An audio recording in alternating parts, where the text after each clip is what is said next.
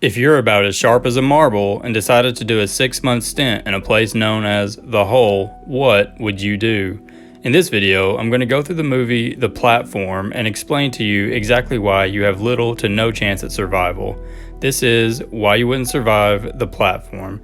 If you enjoy these types of videos, please consider subscribing and leaving a like. The Platform is a movie that takes place in a sort of prison that has 333 floors with 2 people per floor. Once per day, a platform will come down filled with food. It's not clear how long the platform stays on each floor, but it seems to be around 1 or 2 minutes.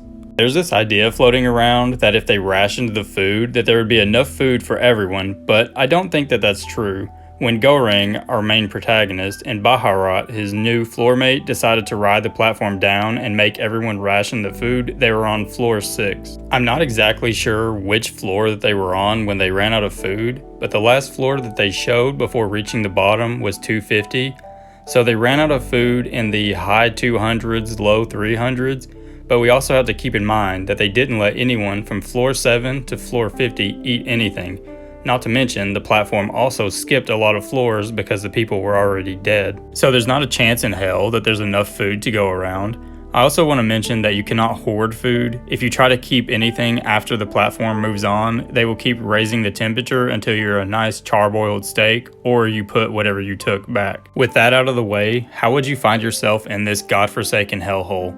Well, there are 2 ways of getting down here. 1, you could volunteer like Goreng does, or 2, you could choose to go here instead of serving out a regular prison sentence like Trimagasi did. I don't know why you would volunteer to go into a place like this, but it seemed like Goreng didn't know anything about this place. You're allowed to bring 1 item in with you. Goreng brought a book in with him, and Trimagasi brought a knife that apparently sharpens itself. It's unclear how strict they are on this 1 item policy, like if you bring a gun, would the bullets count as a separate item? I do believe that this is the case though, since we don't see a single person in the movie bring a gun. Most people brought things like knives, a sword, or a baseball bat. You will start out getting placed randomly on one of the 333 floors, and at the end of each month, they will gas you and place you on another random floor. If your floor mate is still alive, then you will have the same one. If they are dead, then you will get a new one.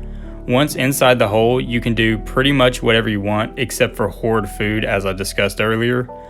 Nerd Explains made a how to beat video on this movie a while back, and I want to go through his 6 methods. His first method is kill everyone else, which, as he explains, is kind of what happens in the movie when Goreng and Baharat tries to enforce rationing by riding the platform down. This could work if you're willing to murder hundreds of people, but there are a couple of problems with this. The first problem is you would need to convince your floor mate to go down with you. In the movie, he easily convinces Baharat to go down, but in reality, I don't think it would be as easy, especially since they're on floor 6. That's a guaranteed month of survival. Why risk your life when you don't have to? Maybe if you were on a lower floor, you could convince your floor mate to ride the platform down with you, but if there's no food, then what is the point? Unless you want to ride the platform back up and try to escape. The next problem with this is you're going to have to fight a bunch of people on the way down. On the higher floors, with food, people probably wouldn't risk fighting you, but once you get down to the lower ones, I doubt they're going to give you a chance to explain. They're just going to attack you like the starving animals they are. So I think the most likely outcome of this would be you riding down by yourself and getting cannibalized by someone on the lower floors. His second method was just waiting it out and serving your sentence, which is probably your best chance at making it out of here, depending on how long your sentence is. I still think that you have a next to 0 chance of surviving this way. It's hard to say at what floor the food runs out. In the movie, a guy says he was on floor 88 and he was lucky to survive. Now, I can't be sure if that means very little or 0 food made it to his floor, but Goreng and Trimagasi started out on floor 48, and there wasn't a ton of food left. They were pretty much eating scraps. So with another 40 floors from them to that guy, I would say that no food made it to him. Also, as I mentioned earlier, when Goreng and Baharat rode the platform down, they didn't start handing out food until floor 51, so it's pretty safe to assume that the food runs out around floor 50 to maybe 60. If we assume the high end, that means that 273 floors did not get food. That leaves you an 18% chance, at best, of being placed on a floor that gets food. In the movie, Goreng never gets placed on a floor with no food twice in a row. This is extremely unlikely since 82% of the floors do not get food. The point is, waiting out your sentence is probably the best way to survive, but it's still pretty shit odds. The third way is riding the platform up.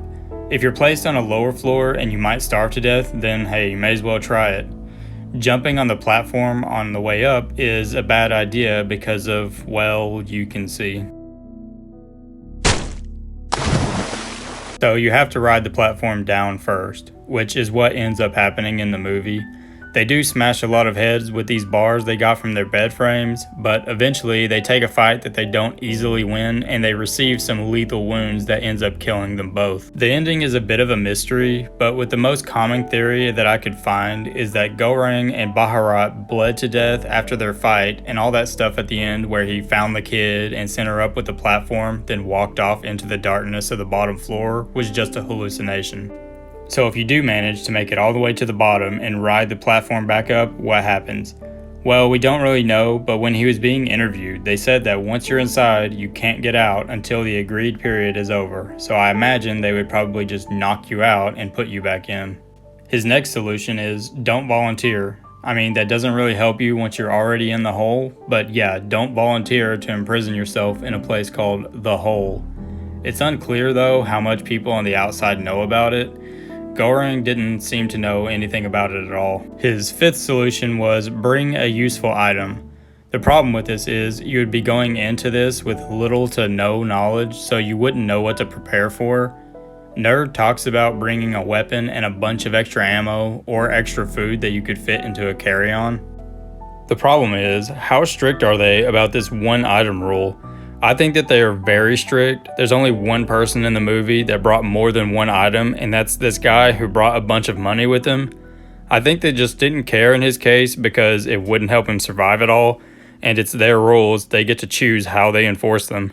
I really doubt that they're going to let you bring a backpack full of food with you or a ton of extra bullets. The fact that not a single person in the movie brought a gun with them backs this up. I really like Nerd Explains videos, but this last solution is just laughable.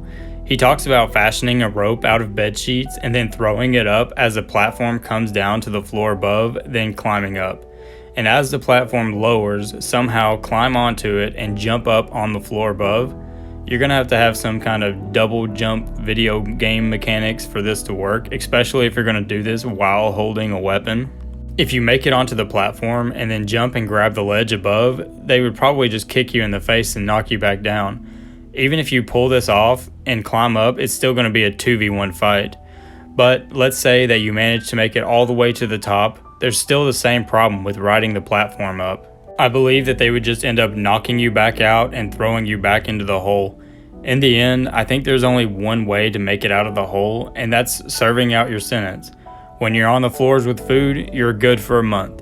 When you get placed on a lower floor, you're going to have to kill and eat your floor mate, and that's assuming they don't decide to kiss the bottom floor before you have a chance to kill them. But even with that, you also have to keep from going insane, which is going to be another major obstacle. You're stuck in a cell with nothing to do but eat your floor mate and stare at the wall. So in the end, if someone else doesn't kill you, or you succumb to starvation, the ever-tightening grip of insanity may plunge you into darkness. If you enjoyed this video, please consider subscribing and leaving a like. I would really appreciate it.